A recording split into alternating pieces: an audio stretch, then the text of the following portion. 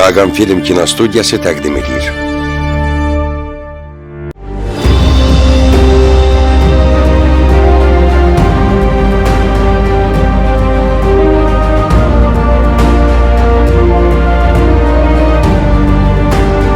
Vətən ətirli oğullar.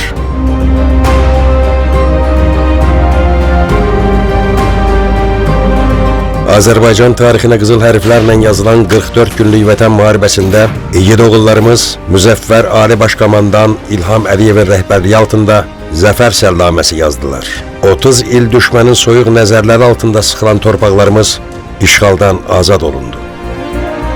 İkinci Qarabağ müharibəsi haqqında danışarkən ilk növbədə əziz şəhidlərimizin xatirəsini yad etməliyik. Allah bütün şəhidlərimizə rəhmət eləsin. Amin.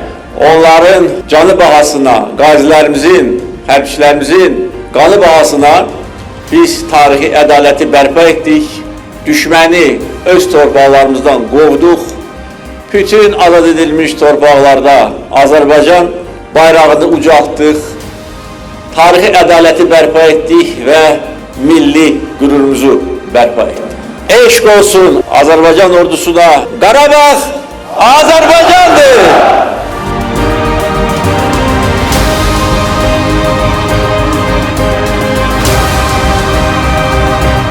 Şərəf tarixini yaradanlar arasında Kəlbəcər rayonundan olan igid oğullarımız da vardı. Şəhid Qismət İsmailoğlu Heydərov. Heydərov Qismət İsmailoğlu 20 iyul 2002-ci ildə Goranboy rayonunun Erkəz kəndində anadan olub. Əslən Kəlbəcər rayonundan idi. 2019-cu ildə orta məktəbi bitirib. 2020-ci ilin iyul ayında həqiqi hərbi xidmətə çağırılıb. Qismət 2020-ci ildən Azərbaycan Silahlı Qüvvələrinin sıralarında müddətli həqiqi hərbi xidmətdə idi. Azərbaycan ordusunun əskəri olan Qismət Heydərov 2020-ci il sentyabrın 27-sində Ermənistanın işğalı altında olan ərazilərin azad edilməsi və Azərbaycanın ərazi bütövlüyünün bərpa olunması üçün başlanan vətən müharibəsində iştirak edib. Füzulinin azad olunması uğrunda gedən döyüşlərdə böyük şücaət göstərib. Belə ki, 2 gündən bir, 3 gündən bir əlaqə saxlayırdım. Sentyabrın 25-i son danışımız oldu. Məndən danışdı, anası da evdəydi. Soruşdum müddətlərsən vəziyyət, xeyli danışdıq. Sonra elə o söz oldu ki, özünüzə yaxşı baxın, məndən nailən olma. Həmən vaxt Füzulda olsun.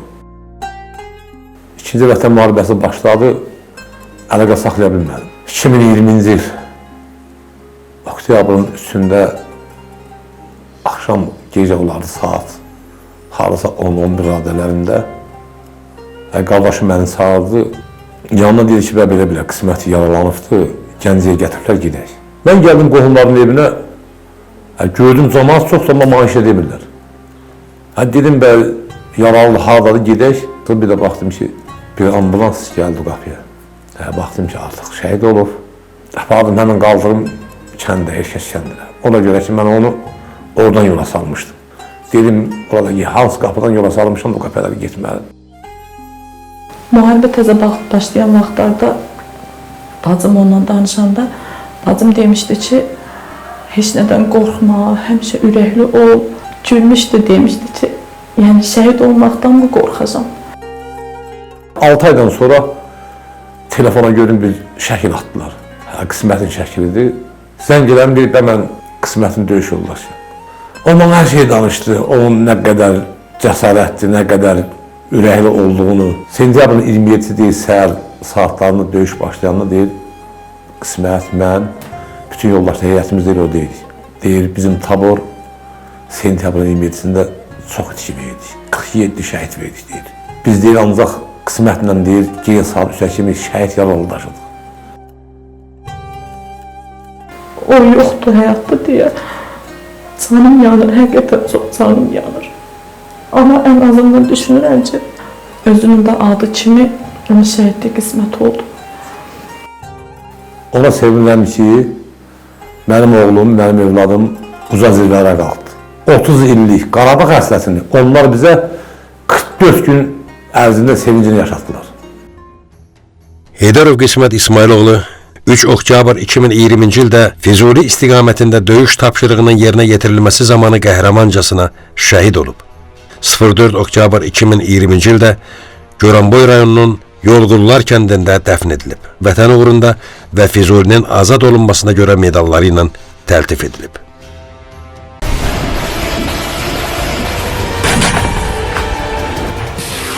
Azərbaycan tarixinə 44 günlük zəfər savaşını onlar yazdılar. Bu torpaqları vətən eləyən oğullar.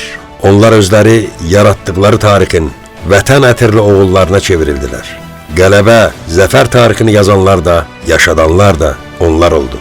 Vətən müharibəsinin hər günü bizi addım-addım qələbəyə çatdırdı. Bu torpaqlar qəhrəmanlarımızın sayəsində əsl sahibinə, bizlərə qayıtdı. Torpağı, vətəni yaşadanları yaşatmaqsa bizlərin borcudur. Qarabağ Azərbaycandır. Həyat belədir ki, bunun əvvəli də var, sonu da var. Heç kim əbədi həyatda qalmır. Amma şəhid olmaq bu xalq qarşısında, tarix qarşısında və gələcək nəsillər qarşısında böyük xidmət.